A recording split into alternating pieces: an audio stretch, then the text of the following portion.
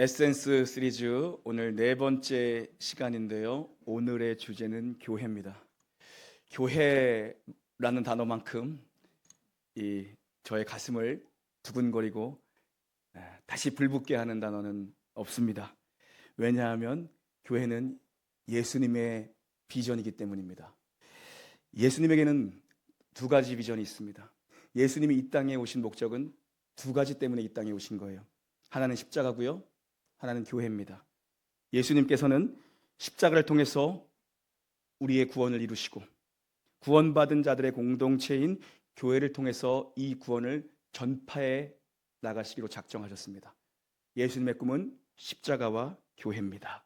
로마서 5장 8절과 9절이 있습니다. 시작. 우리가 아직 죄인 되었을 때에 그리스도께서 우리를 위하여 죽으심으로 하나님께서 우리에 대한 자기의 사랑을 확증하셨느니라.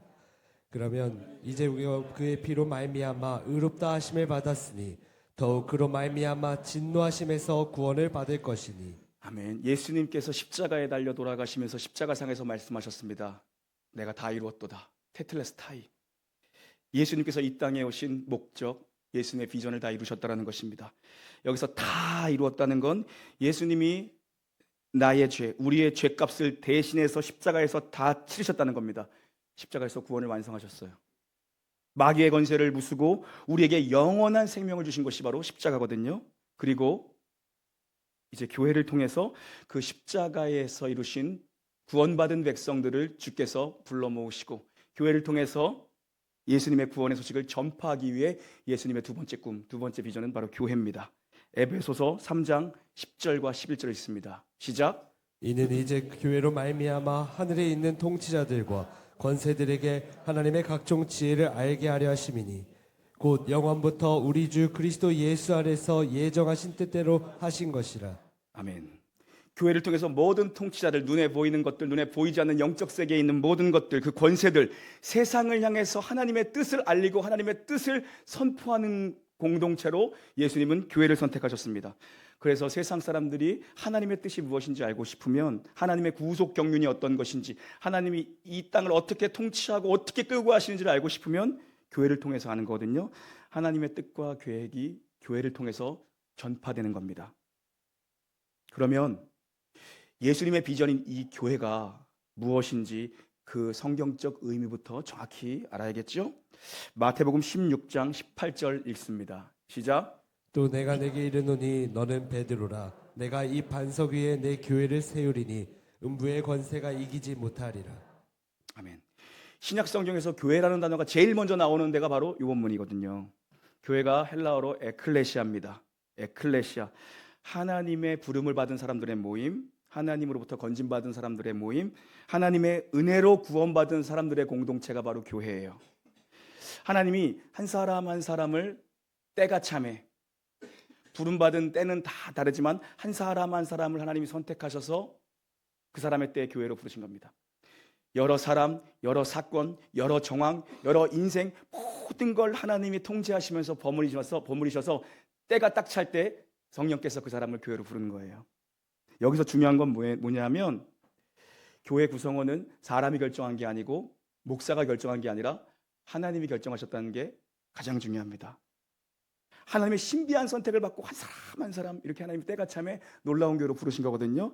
그래서 여러분 우리 중에 누구도 저 사람만 없으면 교회 오는 게 참 발걸음이 행복할 텐데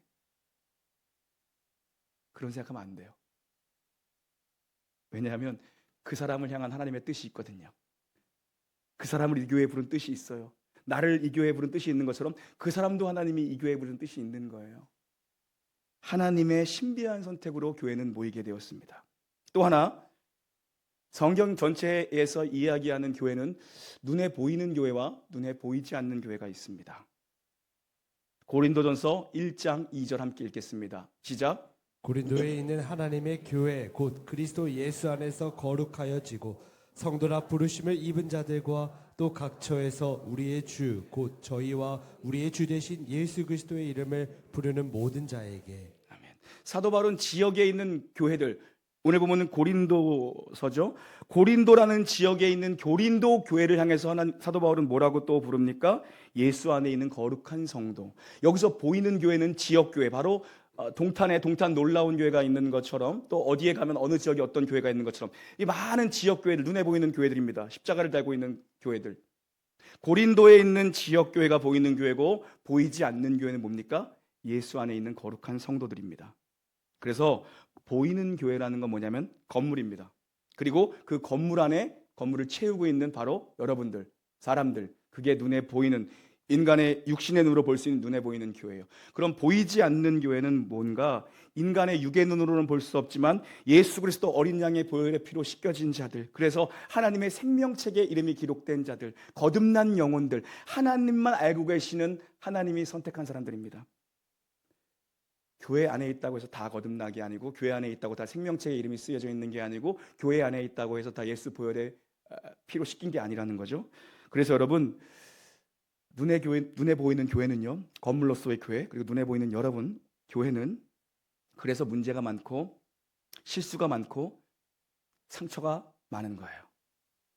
그렇지만 보이지 않는 교회는 어린 양의 생명책에 이름이 기록되어져 있고 예수 그리스도의 십자가의 보혈의 피가 부어져서 성령으로 거듭난 이 보이지 않는 참된 교회는 성령이 역사하는 영광스러운 교회예요. 그럼 어떤 교회가 진짜 좋은 교회인가? 우리가 어떤 교회를 추구해야 되는가? 이게 중요하겠죠. 좋은 교회는 보이는 교회와 보이지 않는 교회의 일치율이 높은 교회입니다. 다른 말로 교집합이 큰 교회가 좋은 교회입니다. 보이는 교회와 보이지 않는 교회가 100% 일치된다면 그거보다 좋은 교회, 그거보다 목회를 성공적으로 미션을 완수한 사람은 없을 겁니다. 교집합이 커질수록 건강한 교회입니다. 건물이 좋고 프로그램이 좋은 교회가 좋은 교회가 아니라 이 교집합, 눈에 보이는 모든 성도들이 예수 그리스도의 보혈로 씻김받고 거듭나고 예수 그리스도의 생명책에 이름이 기록된 자들이 일치율이 높을수록 좋은 교회예요. 우리 놀라운 교회가 그런 100%의 일치율을 가진 교회 되기를 주님을 간절히 소망합니다. 여러분, 그래서요, 건강한 교회가 되기 위해서는 건강한 교회 체크리스트가 필요하죠. 우리가 얼마나 교집합이 있는가 늘 이 체크리스트 가지고 체크할 필요가 있습니다. 건강한 교회가 되기 위해서 체크리스트는 교회의 본질입니다. 교회의 본질이 무엇인지 그 교회의 본질에 맞게 우리가 목회하고 있고 우리가 성도로 지어져 가고 있는지 그걸 체크해 보면 알 수가 있어요. 바로 교회의 본질 첫 번째는 교회는 고백 공동체입니다. 함께 따라합니다. 고백 공동체. 마태복음 16장 16절부터 18절까지 오늘 보면 다시 읽습니다. 시작. 시몬 베드로가 대답하여 이르되 주는 그리스도시요 살아계신 하나님의 아들이시니이다. 예수께서 대답하여 이르시되 바요나 시몬아 내가 복이 있도다. 이를 내게 알게 한 이는 혈육이 아니요 하늘에 계신 내 아버지시니라. 또 내가 내게 이르노니 너는 베드로라. 내가 이 반석 위에 내 교회를 세우리니 음부의 권세가 이기지 못하리라. 아멘. 내가 믿고 싶은 대로 믿으면 안 됩니다. 고백이 분명해야 되고 고백이 같아야 됩니다. 예수님을 제대로 인식하고 고백하는 게 교회의 가장 큰 본질입니다. 예수 그리스도가 구세주라는 이 분명한 고백이 있어야 되거든요.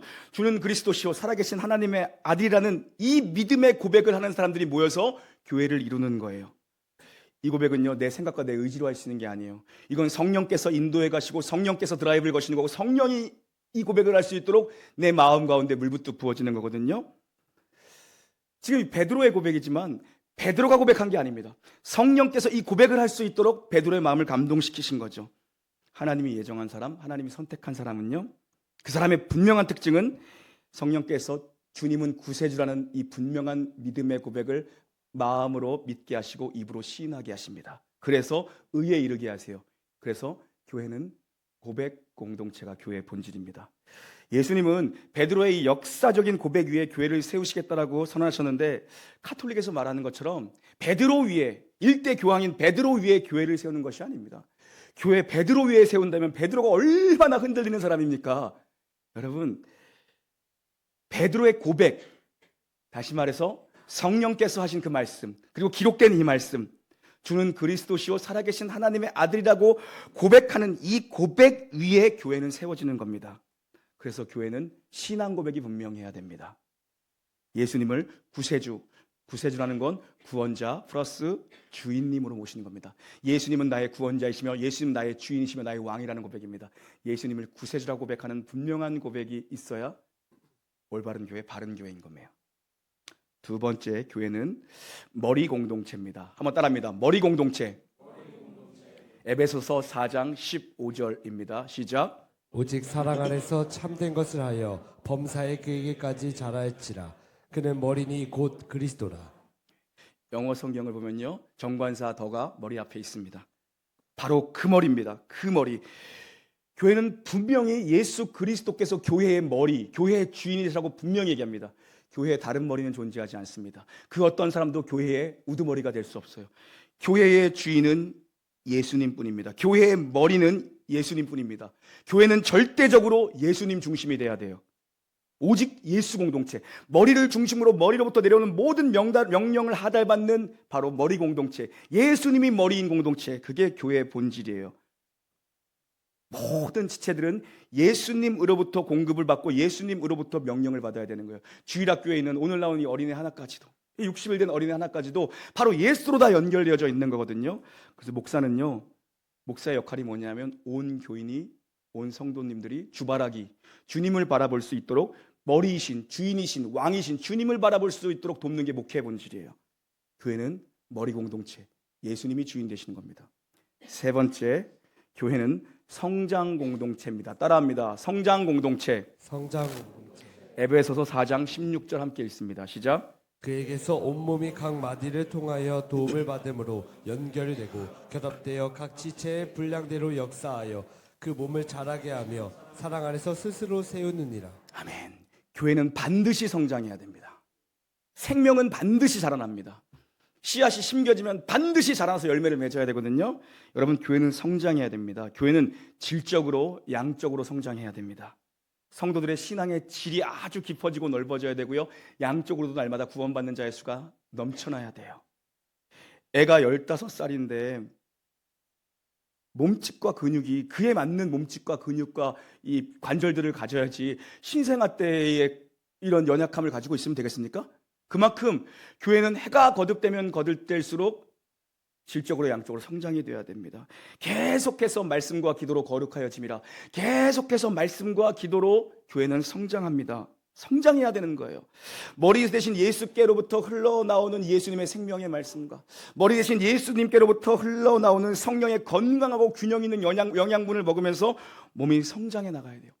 이를 위해서 그럼 목회자는 뭘 해야 되는가? 이를 위해서 교회의 지도자들과 리더들은 무엇을 해야 되는가? 골로새서 1장 28절과 29절 함께 있습니다. 시작. 우리가 그를 전파하여 각 사람을 권하고 모든 지혜로 각 사람을 가르치면 각 사람을 그리스도 안에서 완전한 세우려미니 이를 위하여 나도 내 속에서 능력으로 역사하시는 이의 역사를 따라 힘을 다하여 수고하노라. 이 본문 안에서 다 나옵니다. 우리가 전파하는 일, 우리가 권하는 일, 우리가 가르치는 유일한 이유는 뭡니까? 각 사람입니다. 교회 안에 성도 한 명 한 명, 한 분 한 분을, 그 각 사람을 그리스도 안에 완전한 자, 온전한 자, 예수님 닮아가는 성숙한 자로 세우는 것, 그걸 위해서 땀 흘려 수고하는 것이 사도 바울은 목회의 본질이라고 얘기합니다. 이것이 교회의 지도자들과 교회의 리더들이 해야 될 일은 무엇인가? 각 사람의 성장을 위해서 내가 땀을 흘리며 수고합니다. 그 사람 각 사람을 전하는 일, 전파하는 일, 권하는 일, 이 모든 일을 하는 이유는 뭐냐면 그 사람이 예수님 앞에 서 있는 자로 예수님 닮은 성품으로 세워놓는 것, 그 일을 위해서 내가 수고하는 거예요. 그래서 목회자는 성도들이 말씀과 기도로 하나님과 가까이 가도록 돕는 게 목회 역할이고 목회 본질입니다. 하나님께 가까이 갈 수 있도록 말씀과 기도로 하나님과 점점 더 친밀도를 높일 수 있도록 돕는 게 목회자가 존재하는 이유죠. 그런데 중요한 건 여기서 내가 열심히 뛰기만 한다고 되는 일이 아니에요. 열심히 내가 땀 흘린다고 일이 되는 게 아니에요. 뭐라고 얘기합니까? 바울 사도는 성령의 역사를 따라 나도 수고하노라 그럽니다. 내 안에서 역사하는 성령의 능력으로, 성령의 기름 부으심, 성령의 역사, 성령의 능력으로 하는 겁니다. 말씀을 믿는 능력을 믿고 말씀을 전파하는 거고, 기도의 능력을 믿고 기도하는 거고, 성령께서 역사하실 줄. 이 말씀을 듣고 있는 여러분, 또 새벽부터 나오셨다고 주무시는 여러분들의 심령 가운데에서도 지금 이렇게 말씀의 씨앗이 뿌려지면, 아, 저 영혼이 자고 있으니까 아마 키가 더 클 거야, 아마 이 말씀이 더 잘 자랄 거야. 나는 심었고 아볼로는 물을 주었을 때 자라나게 하시는 이는 오직 하나님이 자라나게 하시는 겁니다. 열매 맺게 하시는 분은 성령님이에요. 성령께서 건강한 교회, 건강한 교인들을 반드시 만드실 거다. 그래서 나도 내 안에서 역사하시는 성령이 주는 기쁨과 성령이 주는 사명으로 나는 그냥 뿌리는 겁니다. 그럼 어떻게 역사합니까? 여러분 안에 계신 성령님께서 역사하는 거예요. 믿음이 자라고 키가 자라고 몸집이 건강해지도록 교회는 반드시 성장해야 됩니다. 네 번째, 교회는 능력 공동체입니다. 따라합니다. 능력 공동체. 마태복음 16장 18절 읽습니다. 시작. 또 내가 내게 이르노니 너는 베드로라. 내가 이 반석 위에 내 교회를 세우리니 음부의 권세가 이기지 못하리라. 아멘. 여러분, 교회는 여러분이 생각하고 추측하는 것보다 훨씬 더 강력한 권세를 가지고 있습니다. 세상 사람들이 뭐라 하든 기죽을 필요 없습니다. 예수 보혈의 핏값으로 사신 우리 어린 양 예수 보혈의 핏값으로 우리가 씻김 받았거든요. 예수 보혈의 능력과 성령의 권능이 두나미스, 다이나마이트가 터지는 폭발력 같은 능력이 우리 가운데 있거든요. 교회는 여러분이 생각하고 추측하는 것보다 훨씬 더 강력합니다. 예수, 나사렛 예수 이름, 하늘과 땅의 모든 권세를 가진 예수의 이름을 사용하기를 주의 이름으로 축원합니다. 본질적으로 교회는 강력한 권세가 있어요. 보세요. 그 어떤 기업도, 그 어떤 정부도, 그 어떤 정권도, 그 어떤 제국도 다 무너졌습니다. 그러나 기독교 2000년 역사 속에서 기독교는 무너지지 않습니다. 핍박당하고 밟히면 밟힐수록 기독교는 연병처럼 전염병처럼 퍼져나간 것이 바로 기독교의 역사입니다.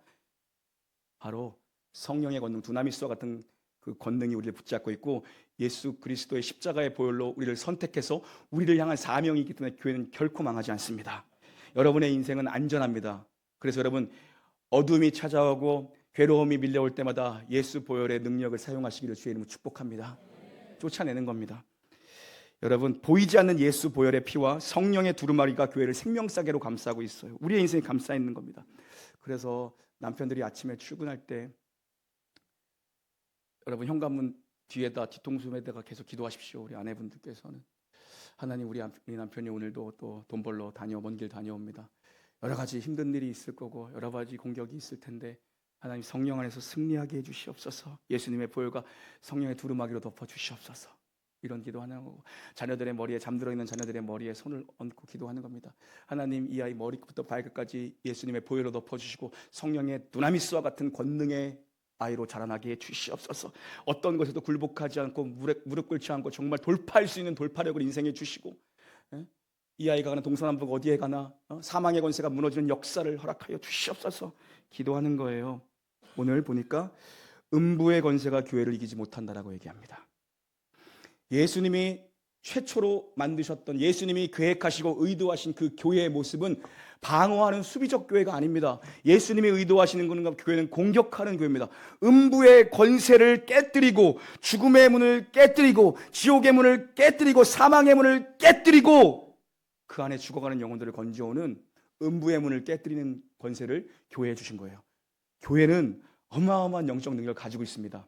근데 왜 능력이 안 나타나요? 우리가 그 능력을 사용하지 않기 때문입니다. 하나님이 주신 은사를 사용해야 됩니다. 하나님이 주신 은사도 사용하지 않으면 하나님이 걷어가 버리십니다. 영적 능력이 없어집니다. 내게 주신 육에 보이는 은사들도 하나님 앞에 쓰지 않으면 그것도 없어져 버립니다. 얘는 줘봤자 쓰질 않는구나, 다 걷어가요. 여러분, 교회는 늘 방어만 하고 수비만 하는 게 교회가 아닙니다. 나사렛 예수 그리스도의 이름으로 음부의 문을 깨부시는 게 교회입니다. 여러분, 이 주어진 능력을 여러분의 삶의 현장에서 마음껏 쓰기를, 그래서 승리하신 그리스도의 능력을 여러분 경험하기를, 부활하신 그리스도의 능력을 경험하기를 축복합니다. 다섯 번째, 교회는 교제 공동체입니다. 함께 따라합니다. 교제 공동체. 에베소서 4장 16절 말씀 읽겠습니다. 시작. 그에게서 온몸이 각 마디를 통하여 도움을 받음으로 연결되고 결합되어 각 지체의 분량대로 역사하여 그 몸을 자라나게 하며 사랑 안에서 스스로 세우느니라. 아멘. 교회가 성장하고 교회의 영적인 능력이 나타나기 위해서 꼭 필요한 것 중에 하나가 성도의 교제입니다. 성도의 교제예요. 오늘도 그 가정교회 나눔지에 내가 교회의 교제권에 참여하지 않는 이유가 무엇인지 한번 충분히 나눠보라고 제가 피드백을 받아보려고 하거든요. 뭐 큰 교회에서 나 제자 훈련, 뭐 확신반, 뭐 성장반, 나 사역자반까지 다 이수하고 왔대요. 나는 어느 장로교에서 온 교인들이 그런 얘기 많이 하죠. 나는 어느 교회에서 교리대학까지 수료했대요. 교리대학 수료자래요. 성경 공부는 정말 성경의 파노라마부터 내가 공부하지 않은 게 다 없대요. 다 했대요. 또 순복음 계열에서 오신 분들은 이런 말 합니다. 나 영적 기도 돌파 훈련 받았고 방언 기도 3시간 돌파 훈련 이런 거 다 받았대요. 여러분, 이런 걸 했다고 해서 내가 어느 신앙의 경지에 올랐다고 착각하면 절대 안 됩니다. 그 훈련의 틀에 갇히면 안 돼요.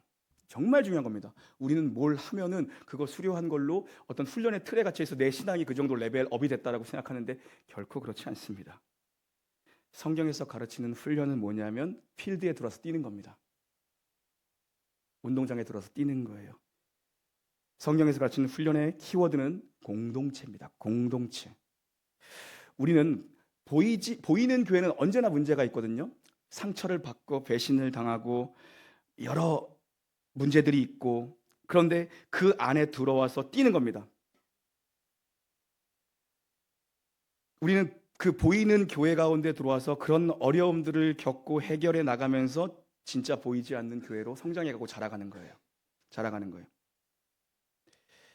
오늘 성경을 보십시오. 몸이 각 마디를 통하여 도움을 받으며 연결되고 결합되어 자라난다라고 얘기합니다. 머리에서 내린 명령이 각 마디의 도움을 받습니다. 마디마디가 연결되어 있습니다. 힘줄로 연결되어 있습니다. 근육으로 연결되어 있고 뼈마디로 연결되어 있습니다.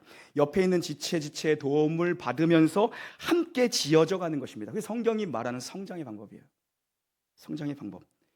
이 사람을 통해 서로가 서로에게 배우는 겁니다. 훌륭한 스승은 학생을 공부하는 스승이죠. 옆에 있는 성도를 배우는 겁니다. 좋은 것도 때론 좋지 않은 것도 반면교사로 삼는 거죠. 내가 이렇게 상처를 받았는데 나도 혹시 이런 상처를 누군가에게 주지 않았을까? 돌아보는 거예요. 그래서 여러분, 공동체 안에서 사랑하는 연습을 하는 게 진짜입니다. 예수님의 제자도 핵심은 언제나 사랑입니다. 내가 천사의 말로 방언을 한다 할지라도 사랑이 없으면 듣기 싫은 꽹과리예요. 꽹과리예요. 언제나 공동체 안에서 이해하고 용서하고 깨어지고 때론 배신당해도 용서하고 사랑하는 것을 계속해서 훈련합니다. 그러면 진짜 그 안에서 예수님의 성품을 닮아가고 예수님의 마음을 알아가는 겁니다. 우리는 어디 불교처럼 어디 득도하고 혼자서 열반의 경지에 이르는 게 아니잖아요. 세상 속의 거룩함으로 살아가는 겁니다. 공동체 속에서 살아가는 겁니다.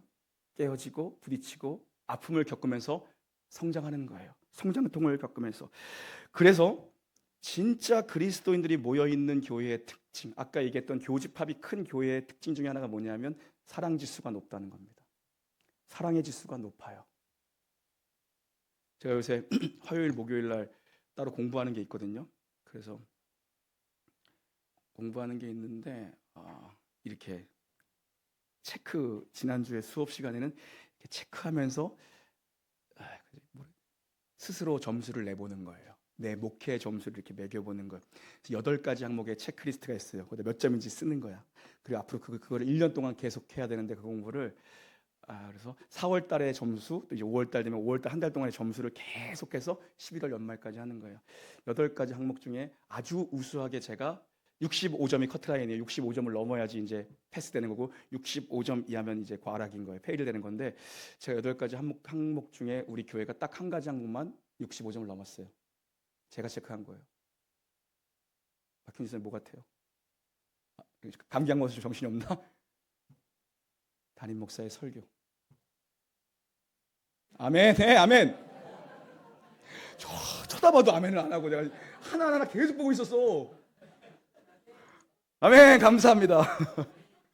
1부 때부터 더 자가 어떻게 해. 담임 목사의 설교. 저는 원래 그래요. 나는 원래 이렇게 자존감이 높아서 내가 하는 건 다 100점이야 거의. 그런데 여러분, 그중에서 꼴찌한 게 뭔지 아세요? 8가지 항목 중에 사랑지수. 마지막 항목이 놀라운 교회 사랑지수는 몇 점인가? 제가 45점 썼어요. 45점. 65점 넘어야 통과해요. 45점.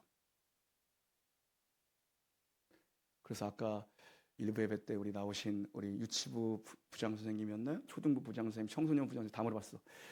유치부의 사랑지수가 몇입니까? 우리 유치부 공동체는 100점입니다. 이러는 거야. 초등부의 사랑지수는 우리 초등부는 무조건 100점이래. 부장 선생님들이. 청소년부 부장 선생님 99점. 99점. 그래서 내가 지금 청소년부의 결석자가 많군요. 이렇게 했어요. 장로님한테 장로님 우리 그럼 어른은 몇 점인가? 장로님 100점이래. 아무도 아멘 안 하잖아. 건강한 교회 초석. 여기서 건강하다라는 건 보이지 않는 교회와의 일치성을 얘기하는 겁니다. 우리 교회가 보이지 않는 교회와 눈에 보이는 여러분의 신앙의 퀄리티를 한번 맞춰보려면 진짜 교회의 가장 큰 특징 중에 하나는 뭐냐면 진리의 말씀이 선포되는 것, 이건 100점이니까 진리의 말씀이 선포되는 것과 더불어 성도 간의 사랑의 교제가 많아야 된다는 거예요. 이게 높아지기를 주의 이름으로 축원합니다. 올해 연말에 여러분이 높여주셔서 나 통과할 수 있게 만들어주세요. 성장하는 교회 절대적 기준은 이 2가지입니다. 나머지 항목들이 있는데 나머지 항목은 제가 볼 때 그렇게 핵심적인 요인은 아니에요.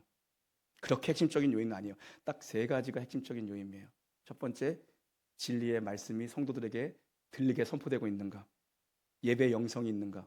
2번째, 성도 각 사람이 양육받으며 성장하고 있는가? 내가 볼 때 이게 2번째. 3번째는 뭐냐면 사랑 지수가 얼마나 되는가? 성도들이 교제의 모임을 얼마나 자주 하고 있는가? 얼마나 집으로 초대해서 서로 간에 사랑을 나누며 진짜 예수 안에서 진짜 마음을 나누고 있는가? 여러분, 그래서 이 교집합이 커 사랑 지수가 높은 교회가 진짜인데요. 진짜 훈련을 제대로 받은 사람은요, 겸손합니다. 겸손합니다. 절대로 나 어디서 뭐 하고 왔어? 나 옥하는 목사님 제자 훈련 몇 기야? 절대 그러지 않습니다, 여러분. 그리고 섬길 줄 알고요. 조용히 섬깁니다. 드러나지 않게 섬겨요. 그리고 사람을 용서하고 용납할 줄 압니다. 관용의 마음으로 언제나 넉넉함으로 받아줍니다. 넉넉함으로 받아주고 이해 안 가는 사람도 품어줍니다. 진짜예요. 사랑하고 인격이 변해요. 진짜 예수 그리스도의 십자가의 참사랑과 부활의 영광을 경험한 사람은 반드시 인격이 변합니다. 변해요. 그런데 설익은 사람들 있잖아요. 어설프게 머리로 많이 배운 사람들은요, 남 비판하고 정죄합니다. 남 비판하고 정죄합니다. 여러분, 교제를 통해서 성숙해져야 돼요. 어디 관광객처럼, 관람객처럼 축구장 뒤에 앉아가지고 팔짱 끼고서 뭐 축구 잘하나 못하나 훈수 두는 게 아니라 내가 자살골을 놓더라도 필드 안에 들어서 뛰는 거예요. 뛰는 거예요. 거기서 깨지면서 내가 얼마나 부족한 사람인지를 보는 거예요. 야, 내가 저 사람의 저 말 한마디도 이해 못하는 내가 이런 사람이었구나. 예수님은 십자가를 어떻게 지신 걸까? 이런 나를 위해 십자가를 지셨는데 그거거든요. 서로 간의 교제를 통해서 성숙해져야 됩니다. 교회는 교제 공동체예요. 함께 지어져 가는 거예요. 예수님 닮은 인격으로 여러분 변화되기를 주님의 이름으로 간절히 소망합니다. 6번째, 교회는 사명 공동체입니다. 따라합니다. 사명 공동체. 마태복음 16장 19절 읽겠습니다. 시작. 내가 천국 열쇠를 내게 주리니 내가 땅에서 무엇이든지 매면 하늘에서도 매일 것이요 내가 땅에서 무엇이든지 풀면 하늘에서도 풀리리라 하시고. 교회의 사명은요, 천국 열쇠와 관련이 있습니다. 우리가 천국 열쇠로 천문을 열고 닫는다는 게 아니라 뭐냐면 우리는 천국으로 사람들을 생명을 인도할 수 있는 키를 가지고 있는 사람이라는 거예요. 하늘과 땅을 연결하는 통로로 주님은 교회를 선택하셨습니다. 교회는 사람들이 구원받고 천국 갈 수 있도록 안내하는 공동체가 교회예요. 전도와 선교, 여러분 사명입니다. 여러분 이거를 어떤 교회의 프로그램으로 생각하시면 안 됩니다. 교회의 궁극적 비전은 열방의 교회가 되는 게 하는 것. 교회를 통해서 하나님 구원을 이루신다니까요. 그래서 교회를 세워야 돼요. 건물로서의 교회와 동시에 보이지 않는 하나님의 사람들, 각 사람들을 세우는 게 교회거든요. 그래서 우리 교회의 마지막 최종 궁극적 목표는 뭡니까? 선교하는 겁니다. 이 일을 위해서 뭡니까? 성도들 각 사람을 온전하게 세우는 겁니다. 이 일을 위해 뛸 수 있도록. 여러분, 그래서 선교는 프로그램이 아닙니다. 존재 이유입니다. 존재 이유가 바로 선교예요. 교회의 존재 이유는 선교입니다. 끊임없이 천국문을 소개하는 겁니다. 천국 가는 길을 안내하는 겁니다. 아, 이리로 가면 영생이 있습니다. 이것이 정말 진정한 구원이고 이것이 진리입니다. 반드시 이걸 해야 돼요. 하나님 우리를 택하신 것은 우리만 천국 가라고 부르신 것이 아닙니다. 사명 감당하는 증인으로 부른 거예요. 여러분 모두가 이 사명 감당하기를 주의로 축원합니다. 인도 갔다 오는 거 쉽지 않습니다, 여러분. 직장 다니시는 분들이 일주일을 빼야 돼요. 일주일. 그럼 여름 휴가 반납한다는 거거든. 사실 일주일 빼면은 일주일을 온전히 빼야 되고 내 돈 100만 원을 내고 가는 거예요. 쉽지 않죠. 그런 결단이 있는 거. 근데 우리가 계속해서 인도를 타겟팅 하려고 하는데 하반기부터는 우리 꼭 한 분, 두 분이라도 워낙 힘드니까 한 분, 두 분이라도 같이 가서 딱 3박 4일, 딱 3일 사역하는 겁니다. 나머지 시간 다 비행기 있고 하다 보면 와, 주의 성령께서 또 보여주시는 것들이 있습니다. 우리가 얼마나 감사하게 살고 있는지. 우리 교회는 가서 뭐 태권도 하고 뭐 노래잔치 하고 이런 뭐 그런 사역이 아니에요. 직접적으로 복음을 전하고 가서 믿는 자들에게 세례를 주고 교회를 세워주고 오는 사역이에요. 이 사역에 여러분 이제 우리가 마음을 들여서 같이 하면 돼요. 그렇게 필요한 겁니다. 증인으로 부르신 거예요. 마지막 7번째 교회 본질, 교회는 질서 공동체입니다. 따라합니다. 질서 공동체. 하나님의 성품, 하나님은 질서의 하나님입니다. 하나님은 무질서의 하나님이 아니에요. 하나님은 창조부터 아주 디테일한 질서를 가지고 창조하셨고 그 질서에 하나님께서 교회를 질서 있게 다스리십니다. 베드로전서 5장 5절입니다. 함께 읽습니다. 시작. 젊은 자들아 이와 같이 장로들에게 순종하고 다 서로 겸손으로 허리를 동이라. 하나님은 교만한 자를 대적하시되 겸손한 자들에게는 은혜를 주시느니라. 아멘. 여기서 젊은 자들은 단순히 나이 어린 자가 아니고 장로들은 뭐 나이만 많은 그런 분들을 얘기하는 게 아닙니다. 영적인 어른들을 존경하라는 겁니다. 영적인 어른들. 전 우리 놀라운 교회에 영적인 어른들이 많이 세워지는 것이 저의 기도 제목입니다. 영적인 어른들이 많이 세워져야 돼요. 그래서 믿음의 후배들이 뒷모습을 보고 따라오는 거거든요. 뒷모습을 보고 따라오는 거거든요.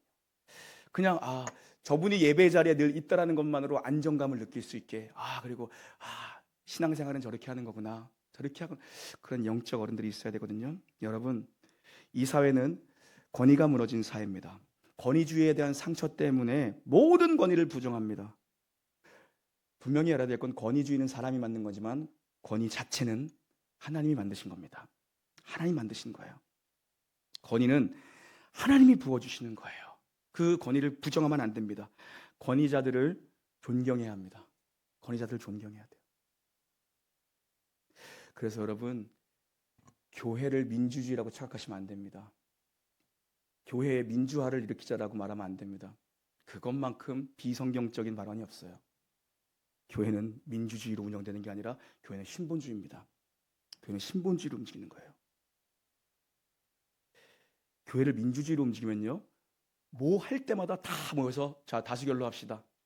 교회에서 다수결로 합시다라 만큼 잘못된 말이 없는 거예요. 성경 어디에도 다수결로 우리가 광야에서 어느 방향을 택할까 택했던 적이 없습니다. 여러분, 교회는 권위자가 겸손한 영적 권위를 가지고 목회라는 것이 훨씬 더 건강한 교회로 세워집니다. 우리 목사님, 겸손한 목사님이라면 우리가 신뢰하고 따를 수 있어. 이게 필요한 거예요. 그래서 장로교회는 장로제도를 둔 겁니다. 복수의 장로들을 세웁니다. 교회의 영적인 어른들을 세워서 목회자 한 사람이 어떤 일을 결정할 때에 장로들과 상의하는 겁니다. 그래서 목사님의 말에 목사님 말이면 저희가 언제든 따라갑니다. 혹은 목사님, 이 선택은 한 번 더 재고해 주시는 것이 교회의 모든 성도들 위해서 유익할 것 같습니다. 그래서 복수 장로제를 두는 겁니다. 여러분, 바로 그건 거예요. 그냥 목사의 권위를 따르라는 것이 아니라 겸손한 영적 권위자의 권위를 따라가는 겁니다. 그 권위 아래서 순종하는 것이 말이야말로 공동체에 주신 가장 축복이에요. 권위는 그렇게 억지스럽게 만드는 것이 아니라 권위는 목회자의 겸손함을 보고 기도의 무릎을 보고 성도들이 자발적으로 순종하고 따라오는 겁니다. 그게 훨씬 더 강력한 교회가 되는 성경적 원리예요. 저는 우리 교회가 이 성경적 원리를 바로잡고 영적인 권위와 질서가 분명히 있구나. 교회에는 그 질서를 따라가는 것이 하나님 보시기에 합당하구나. 그런 성경적 원리로 세워지는 교회가 되기를 간절히 소망합니다. 여러분, 교회는 주님의 몸입니다. 교회는 주님의 몸이에요. 교회는 주님의 신부입니다. 교회는 주님의 사랑입니다. 교회는 주님의 비전이에요. 여러분이 교회를 사랑하면 주님이 기뻐하실 줄 믿습니다. 여러분이 교회를 아끼면 주님이 고마워하세요. 여러분의 인생 고마워하십니다. 교회를 충성되게, 교회를 위해서 충성되게 헌신한 자들, 의인의 자녀들이 걸식하는 걸 보지 못했다고.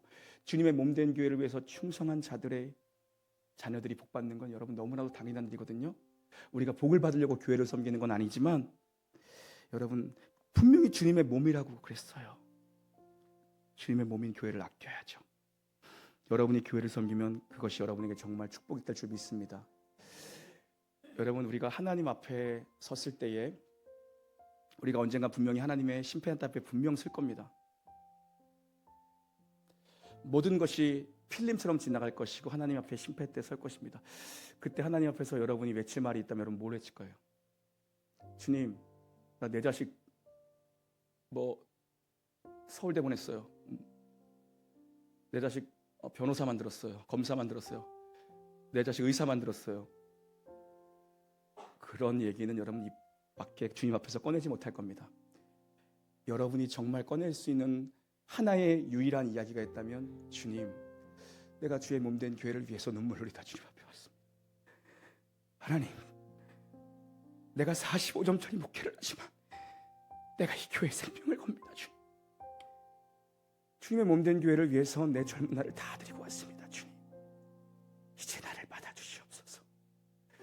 우리가 주님의 몸된 교회를 위해서 헌신한 것 이외에는, 주님의 나라와 주의 영광을 위해서 주님 앞에 헌신한 것 이외에는, 하나님, 내가 이 나라에서 누릴 수 있는 이 좋은 나라 대한민국에서 누릴 수 있는 게 너무 많지만 내가 나의 부유함을 버리고 저 오지에 가서 다 굶어 죽어가는 아이들에게 복음을 전하고 그들에게 생명을 전했습니다.